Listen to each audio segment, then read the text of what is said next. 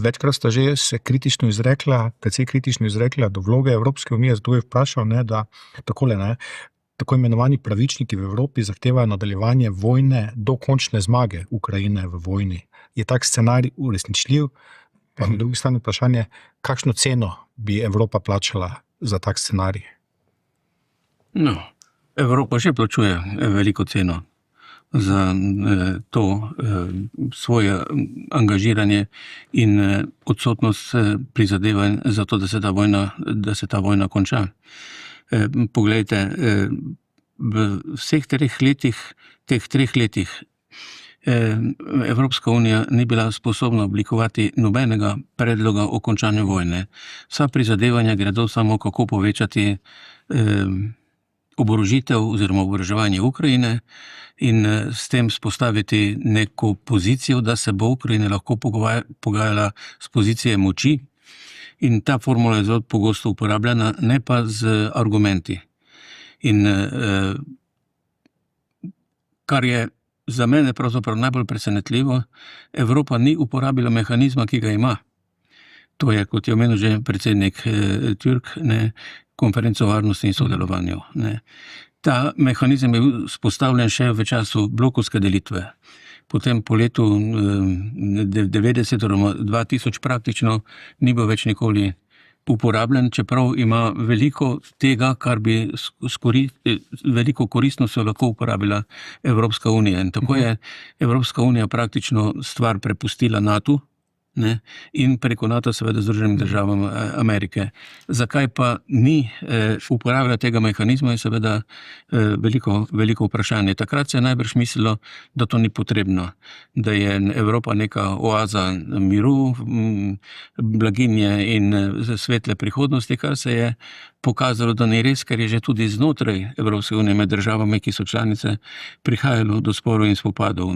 Tako imate spore danes seveda tudi med članicami, tudi blokade posameznih stvari, v katerih se odloča soglasje, ampak da ne bi zašli predaleč. Hočem povedati samo to, da je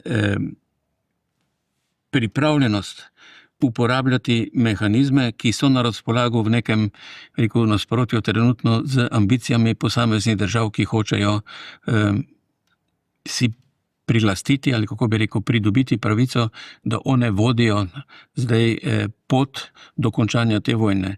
Nenadoma je tu dobil besedo premier Velike Britanije, ki diktira na nek način ali pa vsiljuje ali pa predlaga recimo Evropski uniji, kako nadaljevati ta prizadevanja. Pri tem pa pravzaprav za mene nekako izgleda skoraj da absurd, da Evropski uniji diktira ali pa predlaga poti tisti, ki pravzaprav član Evropske unije ni več, ne glede na razloge, ki so vodili do tega, da je Velika Britanija pravzaprav iz tega članstva izstopila. No, to sicer trenutno nič ne pomaga, to razmišljanje. Hočem samo povedati, da ne samo, da so poti in možnosti za uresničevanje interesov, vitalnih interesov ene in druge strani, ki je v sporu v Ukrajini, ampak da obstojajo tudi mehanizmi, ki bi lahko to preprečili, pa tudi hkrati so mehanizmi, ki lahko olajšajo iskanje poti. Zakaj se tega ne uporablja? To je seveda pa vprašanje bolj za gospo Uršulo von der Leyen, ki ne vem, če se kdaj spomnila, da ta institucija sploh obstaja. No, rekel bi, da je v tem tudi nekaj ironije in tragičnosti.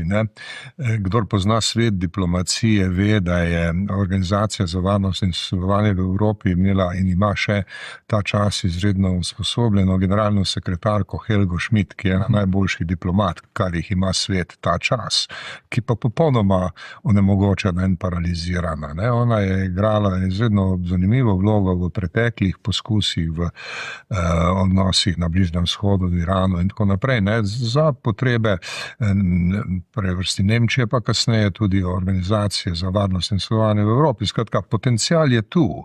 Diplomatski potencial je tu, če bi se odločili, da se ga uporabi. Ampak seveda do tja je še kar precej dolga pot in jaz ne vidim, da bi to bilo v kratkem možno.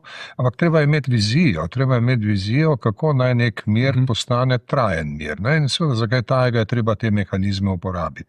Kratkoročno pa je treba začeti z nečim, kar bi rekel, da je neke vrste terapevtska dejavnost. Ne? Mislim, da se mora Evropska unija znebiti rusofobije, ker v bistvu veliko pri tem, kar slišimo, ne, so neke rusofobne izjave, kot da je Rusija neko naravno zlo, ne, ki ga je treba premagati, ne treba za to vojno voditi do zmage. Ja, gledajte, manihejski diskurs. Ja, to je tak manihejski pristop, ki je pogosto prisoten v vojnah. Vse to ni tako nenavadno. Ni tako nenavadno. Je pa škodljivo. Ne, in zdaj verjamem, da bi bilo za Evropsko unijo prav, da počaka zdaj, kaj bodo Američani napravili. Nekaj se pogovarjali z obema stranema, z Rusi, z Ukrajinci, imajo neke ideje, nekaj so že preskušali. Treba jim je pustiti, da zdaj v nekaj tednih poskusijo napraviti en model za naprej. Ne? In potem pomagati, da se mir vzpostavi in da postane dolgoročen.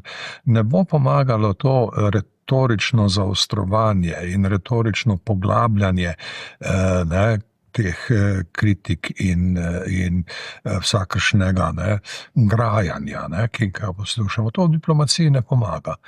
Treba pa iskati pot naprej. In tu nekaj možnosti je. Sem prej omenil idejo trajne nevtralnosti. Mogoče se lahko izumi neka nova, originalna forma, ki pobere iz ideje trajne nevtralnosti tiste ključne elemente, ki bi omogočili mir in stabilnost v tem prostoru in pomagali tudi, da se potem ta mir z nadaljnjo aktivnostjo krepi.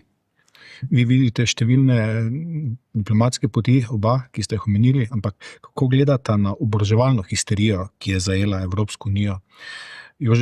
Ekonomist Jože Podamjan je v zadnji sobotni prilogi zapisal, da je Evropa postavljena pred nespodobno izbiro orožje ali prihodnost. Z 800 milijard evrov vrednim paketom ReArm so se evropske tehnokratske elite očitno že odločile za prvo opcijo. Vidite tudi tako? Ja, gledajte, še nekaj v tej psihoterapevtski stvari, ko je omenil predsednik Türk. Ne? Mislim, da bi si bilo v teh prizadevanjih pametno postaviti dve vprašanje. Ne? Ali Rusija res ogroža Evropo?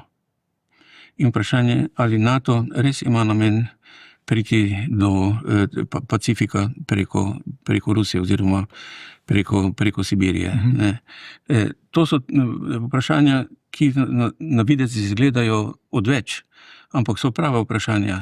Jaz ne verjamem, nimam nobenega argumenta, nisem slišal za to, da hoče Putin priti do Atlantika. Ne, zdaj, ravno to, kar ste omenili, ta članek dr. Damjana, ne, on pravi, da ob tej hitrosti osvajanja vasi v Ukrajini, da bi rabili 170 let, da bi prišli do Pariza. Ne. Govori pa seveda tudi o številkah, ne, ki sem jih jaz prebral tudi to je neki inštitut, vojni inštitut pri Pentagonu. Inštitut za študije vojne, ne, pri Pentagonu. Ja, ki navaja številke in po teh številkah seveda Evropa ni slabo oborožena. Ima več recimo tankov, kot jo imajo Združene države ali Kanada.